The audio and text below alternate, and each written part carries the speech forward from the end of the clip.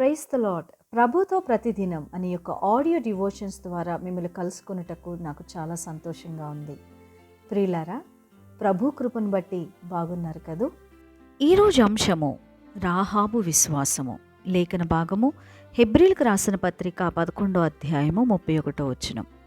విశ్వాసమును బట్టి రాహాబను వేశ్య వేగుల వారిని సమాధానముగా చేర్చుకొనినందున అవిధేయులతో పాటు నశింపకపోయెను. స్నేహితులారా, రాహాబు తన శరీరాన్ని అమ్ముకొని జీవిస్తుంది. అది దేవునికి ఎంతమాత్రం ఇష్టం లేదు. కానీ రాహాబుకు ఉన్న అచంచలమైన విశ్వాసం ఏంటో తెలుసా? దేవుడు తనని రక్షిస్తాడని. యెరికోను వేగు చూడడానికి వెళ్ళిన మనుషులు ఆమె ఇంటికి వెళ్ళారు. అదేంటి, వారు ఈ వేశ్య ఇంటికి వెళ్ళడం ఏంటి అనే ప్రశ్న రావచ్చు. దీనికి 2 కారణాలు ఆ రోజులున్న పరిస్థితులను బట్టి చెప్పొచ్చు. ఆ దినాలలో వేశ్యగృహాలలో హోటల్స్, రాత్రి బస చేయడానికి గదులు ఉండేవి. అందునిమిత్తం వెళ్ళుండొచ్చు.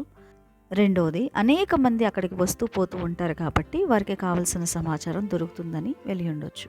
అయితే నేను అనుకున్నది ఏంటంటే, ఆమె కుటుంబాన్ని రక్షించడానికి దేవుడే వారిని అక్కడికి తీసుకువెళ్ళి ఉండొచ్చు. ఏదేమైనప్పటికీ కూడా రాహాబు మాత్రం తన ఇంటికి వచ్చిన వేగువారిని ఆ దేశ సైనికుల కంటపడకుండా దాచిపెట్టి ఆ తర్వాత ఆ వేగువారితో ఈ రీతిగా మాట్లాడుతుంది.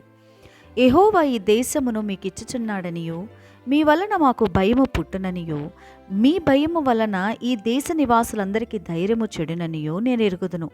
మీరు ఐగుప్తు దేశములో నుండి వచ్చినప్పుడు మీ ఎదుట యెహోవా ఎర్ర సముద్రపు నీరును ఎలాగో ఆరిపోచేసెనో, యోర్దాను తీరమునున్న అమోరీయుల 2 రాజులైన సీహోనుకును ఓగుకును మీరు ఏమి చేసితురో, అనగా మీరు వారిని ఎలాగో నిర్మూలము చేసితురో ఆ సంగతి మేము వింటిమి. మేము వినినప్పుడు మా గుండెలు కరిగిపోయెనో. మీ దేవుడైన యెహోవా పైన ఆకాశమందును కింద భూమి యందును దేవుడే. ఇలాగా మనం యెహోషువ గ్రంథం 2వ అధ్యాయం 9వ వచనం నుండి ఆమె మాటలను, ఆమె సాక్ష్యాన్ని మనము చూడొచ్చు. ఎంతటి విశ్వాసం అండి! తన మాటల్లో తన విశ్వాసం కనిపించట్లేదు.